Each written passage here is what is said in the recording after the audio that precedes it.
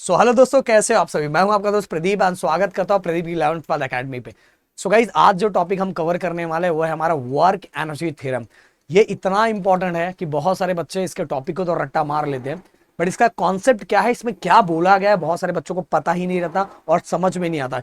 इस टॉपिक के इंपॉर्टेंस के बारे में अगर मैं समझाऊं तो भाई जेई हो गया, नीट हो गया, सीटी हो गया, हर जगह इसके क्वेश्चन आपको दिखाई देंगे। और इसके साथ ही गाइज, आप अगर इंजीनियरिंग में एडमिशन लेने वाले हो आगे जाके, तो उसके अंदर भी सबसे डिफिकल्ट सब्जेक्ट जिसको माना जाता है मैकेनिक्स, पर उन बच्चों को बिल्कुल डिफिकल्ट नहीं लगता। जो बच्चे अभी बहुत अच्छी तरीके से कर लेते उनके लिए एकदम नॉर्मल सा रहता है वो चीजें।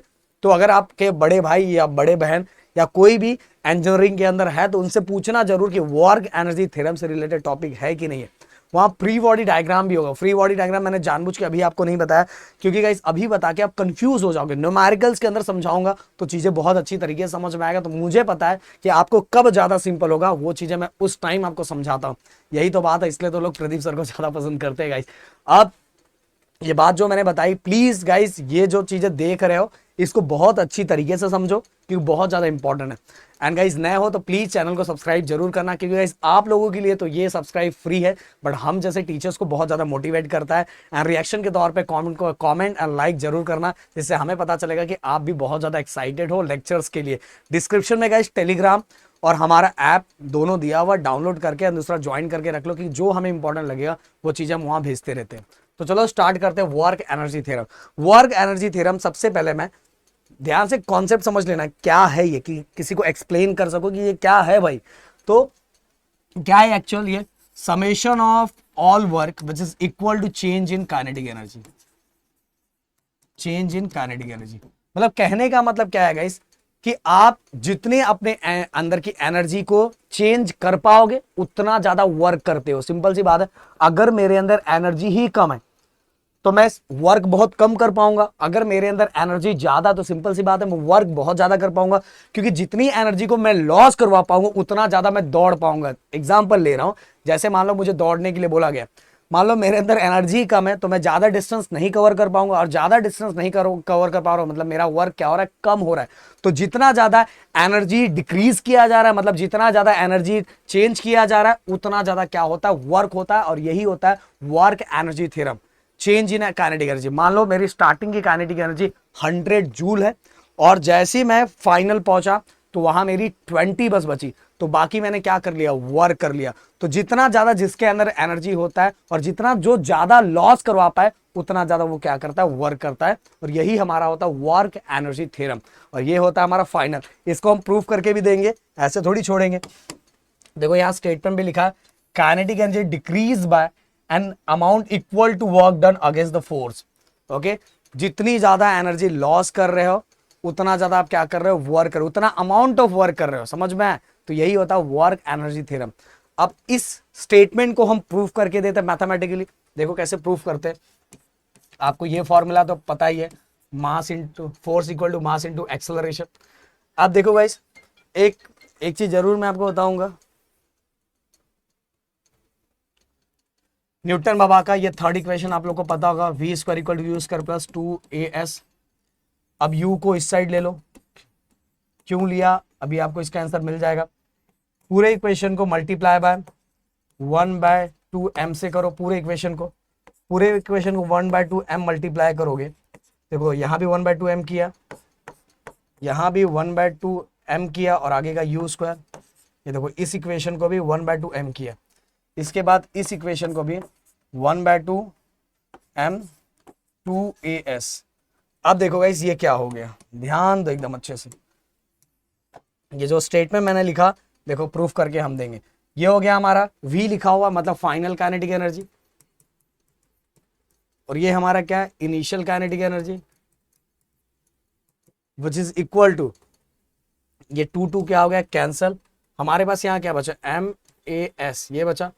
अब इस मास इंटू एक्सेलरेशन क्या होता है, मास इंटू एक्सेलरेशन फोर्स होता है।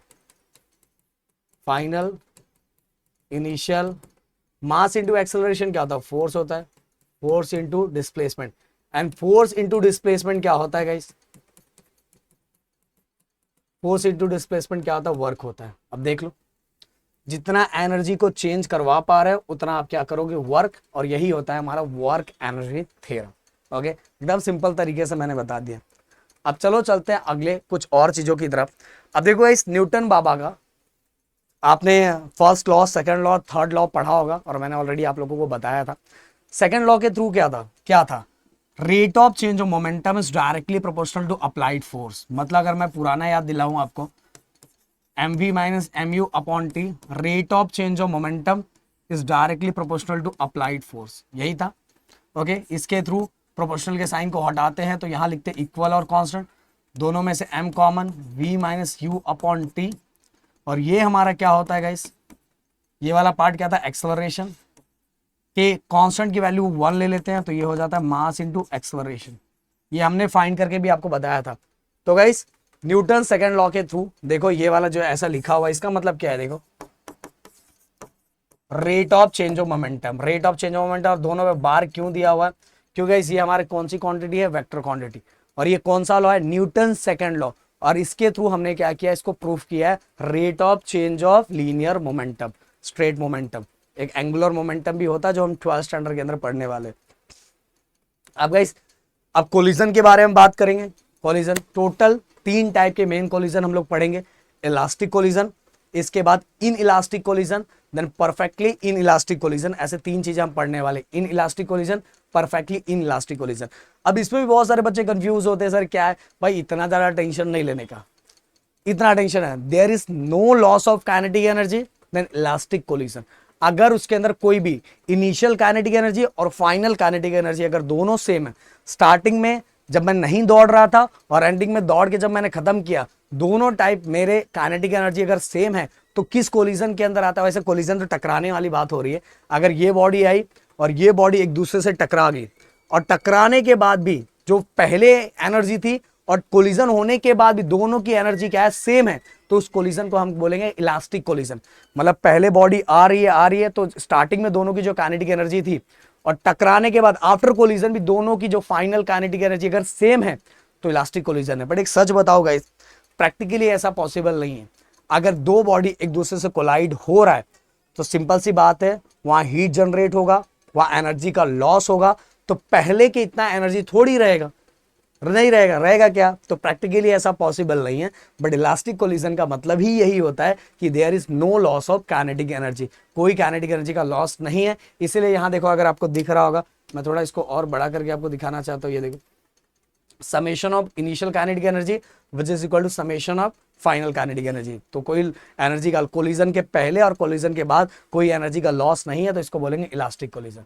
अब इन इलास्टिक कोलिजन जस्ट उसका उल्टा जो अभी हमने देखा कि there is loss of kinetic energy, मतलब जिसके अंदर काइनेटिक एनर्जी का लॉस हो रहा है वो होता है हमारा इन इलास्टिक कोलिजन।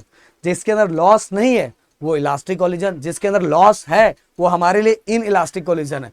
अब परफेक्टली इन इलास्टिक कोलिजन अगर मैं आपको बताना चाहूं तो परफेक्टली इन इलास्टिक कोलिजन क्या है कि बॉडी कोलाइड होने के बाद, ओके, कोलाइड होने के बाद जो उसकी फाइनल वेलोसिटी है वो सेम फाइनल वेलोसिटी से अगर आगे बढ़ रहा है तो समझ लो परफेक्टली इन इलास्टिक कोलिजन है। मतलब एनर्जी का लॉस होगा बट गाइस टकराने के बाद, कोलाइड होने के बाद दोनों की जो फाइनल वेलोसिटी होगी, फाइनल वेलोसिटी मतलब पहले वाले बॉडी का v ऑफ a ले लेते हैं, दूसरे वाले बॉडी का v ऑफ b ले लेते हैं, और दोनों क्या हो जाएगा, equal. After collision final velocity दोनों बॉडी की सेम है, तो हम उसको बोलेंगे perfectly inelastic collision. Clear? तो मेरे ख्याल से सब चीज आपको बहुत अच्छी तरीके से समझ में आ गया। अगर लॉस ऑफ एनर्जी, जाओ, तो अगर लॉस ऑफ एनर्जी नहीं है तो हमारे इलास्टिक कोलिजन, अगर लॉस ऑफ एनर्जी हो रहा है तो इन इलास्टिक कोलिजन, और आफ्टर कोलिजन के बाद अगर दोनों की फाइनल वेलोसिटी सेम है तो हमारे लिए हो जाता है परफेक्टली इन इलास्टिक कोलिजन। अब इसके अंदर गाइस आपको दिखेगा कि perfectly inelastic collision coefficient of restitution equal to E equal to 0 दिया हुआ है। अब ये कैसा सर, रुके रहो अभी समझाऊंगा मैं, टेंशन नहीं लेना। अब देखो गाइस कोएफिशिएंट ऑफ रेस्टिट्यूशन किस तरह से डिफाइन करते हैं, एकदम सिंपल सा, कोई टेंशन नहीं लेना। बस ये अगर आपको याद है, आपको ये पता है कोलाइड होने के बाद दोनों अपोजिट डायरेक्शन में चले जाते हैं। यहां इसका साइन क्या लिखा हो, माइनस, क्या है, माइनस। अब ये v ऑफ s क्या है, v of s velocity of separation, और u ऑफ a क्या है, वेलोसिटी ऑफ अप्रोच। इनिशियली क्या होता है, पहले अप्रोच होता है, टकराने के बाद फिर सेपरेशन होता है ना, पहले दोनों का प्यार होगा, फिर अलगाव होगा। समझ में आया? तो यही हमारा कोएफिशिएंट ऑफ रेस्टिट्यूशन है, जिसको बोलते हैं it is the ratio of it is the ratio of separation velocity to approach velocity, separation velocity to approach velocity. और माइनस क्यों लिखा वो मैंने बता दिया कि पहले स्टार्टिंग में इनिशियली आ रहे हैं तो आने वाली वेलोसिटी को क्या बोलते हैं? Approach velocity. और जब टकरा गए, टकराने का दोनों अलग हो गए तो इसको बोलते हैं सेपरेशन वेलोसिटी। और ये दोनों का डिवाइड ही हमारा होता है कोएफिशिएंट ऑफ रेस्टिट्यूशन। ओके, पर यहां क्या लिखा था? परफेक्टली इनइलास्टिक के लिए E इक्वल टू 0 लिखा था। इसको हम प्रूव कर देंगे एक झटके में। सबसे पहले मैं इसके लिए एक स्लाइड ले लेता हूं जिससे आपको मैं बता पाऊं।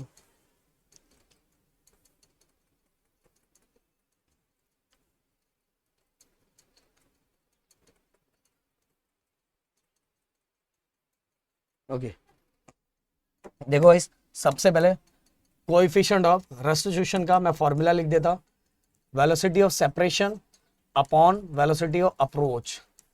इनिशियली अप्रोच होता है इसलिए U ऑफ A लिखा है। अब गाइस मैं इसको इस तरह से भी लिख सकता हूं, अगर दो बॉडी एक दूसरे से कोलाइड हो रही है तो मैं इसको इस तरह से भी लिख सकता हूं। सिंपल सी बात है, V of 2 minus V of 1, ये दो बॉडी कोलाइड होगी ना, और इसको क्या लिख सकते हैं? U of 2 minus U of 1। Clear? अब गाइस मुझे प्रूफ करना है परफेक्टली इन इलास्टिक कोलिजन को प्रूफ करना है E इक्वल टू 0 की उसका कोएफिशिएंट ऑफ रेस्टिट्यूशन 0 होता है। कैसे 0 होता है? यहां लिखते हैं for perfectly inelastic collision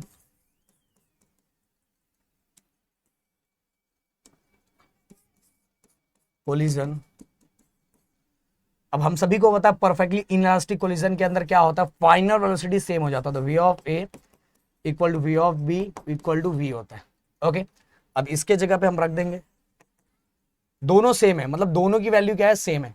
अब दोनों की वैल्यू सेम है, जैसे एग्जांपल अगर ये भी 2 है ये भी 2 है, दोनों की वैल्यू सेम है तो 2 माइनस 2 कितना हो जाएगा? 0 हो जाएगा ना। समझ में आ रहा है कि नहीं? अगर दोनों की वैल्यू सेम, अगर यहाँ 10 है ये भी 10 है तो दोनों की वैल्यू अगर सेम होगी तो 0 और 0 अपॉन एनीथिंग 0 ही आ जाएगा। इसीलिए कोएफिशिएंट ऑफ रेस्टिट्यूशन किसके लिए 0 होता है? परफेक्टली इन इलास्टिक कोलिजन के लिए। इसीलिए समझ में आया? अब गाइस हम इलास्टिक कोलिजन का भी देख लेते हैं। ओके, और इलास्टिक कोलिजन में हम इसको प्रूफ कर देंगे। देखो हमारा फाइनल रिजल्ट ऐसा ही आएगा। अब इलास्टिक कोलिजन के अंदर क्या था गाइस? सबसे पहले total momentum before collision which is equal to total momentum after collision। अब क्या फॉर्मूला है? m1u1, ये हमने पढ़ा था ना, मोमेंटम का फॉर्मूला है इनिशियल मोमेंटम और final momentum. m1u1 plus m2u2 और इसका m1v1 प्लस m2v2। अब गाइस 1 वाले पार्ट को एक साइड ले लेते, 2 वाले पार्ट को एक साइड ले लेते, तो m1u1 m1v1, देखो 1 वाले पार्ट को मैंने एक साइड ले लिया। अब 2 वाले पार्ट को भी एक साइड ले लो, तो m2v2 ये इस साइड गया तो m2u2। देखो अब गाइस दोनों में से ये कॉमन हो जाएगा m1 और यहाँ से m2 कॉमन हो जाएगा, तो यहाँ से m1 कॉमन हो गया तो अंदर क्या बचा? u1 माइनस v1, और यहाँ क्या बचा? m2v2 minus u2। ओके, ये हो गया गाइस हमारा फर्स्ट इक्वेशन। अब गाइस फॉर इलास्टिक कोलिजन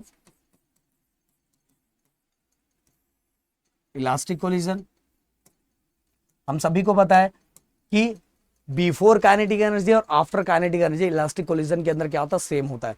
तो गाइस क्या मैं ऐसा लिख सकता हूं m1u1 स्क्वायर प्लस 1/2 m2, ये सेकेंड बॉडी का, ये पहले बॉडी का, ये दूसरे बॉडी का। ओके, पहले बॉडी या दूसरे बॉडी, यहां अगर मैं आपको दिखाना चाहिए, ये देखो ये दो बॉडी है।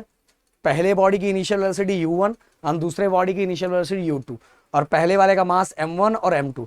देखो ये दोनों एक दूसरे से कोलाइड हो गए, इसकी वेलोसिटी इसके कंपैरिजन में ज्यादा है। ओके, इसके u1 की ज्यादा है कंपेयर टू u2। अगर एक का ज्यादा और दूसरे का कम होगा तो ही तो कोलाइड होगा ना। भाई पता चला दोनों का इक्वल ही है, दोनों का मिलन ही नहीं होगा। दोनों का अगर इक्वल है तो सेम डिस्टेंस पे ही हमेशा रहेंगे, दोनों का मिलन ही नहीं, एक का कम और ज्यादा होगा तो ही तो कोलाइड होंगे। इसीलिए guys initial velocity u1 is greater than initial velocity u2, इसका ज्यादा और इसका क्या है कम है, फिर कोलाइड हो गए। कोलाइड होने के बाद दोनों का मिलन देखो अलग अलग हो गया, समझ में आ रहा है। तो इस तरह से बॉडी दिया हुआ है। तो ये बिफोर कोलिजन इनिशियल वेलोसिटी एक बॉडी का एंड दूसरी बॉडी का, इनिशियल कोलिजन मतलब इनिशियल काइनेटिक एनर्जी ये पहले बॉडी का और ये दूसरे बॉडी का। अब आफ्टर कोलिजन 1/2, कोलिजन के बाद मतलब जो काइनेटिक एनर्जी रहेगी वो भी सेम, पहले सेम है मतलब टकराने से पहले भी काइनेटिक एनर्जी सेम है और टकराने के बाद भी। m2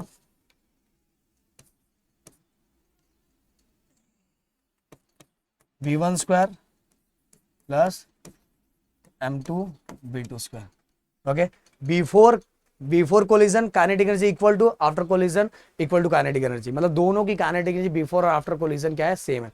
अब देखो गाइस सब में से 1/2 कॉमन है, यहाँ भी सेम, यहाँ भी सेम, यहाँ भी सेम, यहाँ भी सेम, मतलब यहाँ से 1/2 निकालूंगा, यहाँ से भी 1/2 निकालूंगा और दोनों से 1/2 क्या हो जाएगा कैंसिल कर दूंगा। तो हमारा फाइनली क्या बचा इसके अंदर देखो, m1 u1 का स्क्वायर, m2 u2 का स्क्वायर, m1 v1 का स्क्वायर प्लस m2 v2 का स्क्वायर। ओके, अब गाइस वही चीजें फिर से करना है, 1 वाला पार्ट एक साइड एंड 2 वाला पार्ट एक साइड। 1 वाला पार्ट इस साइड ले लो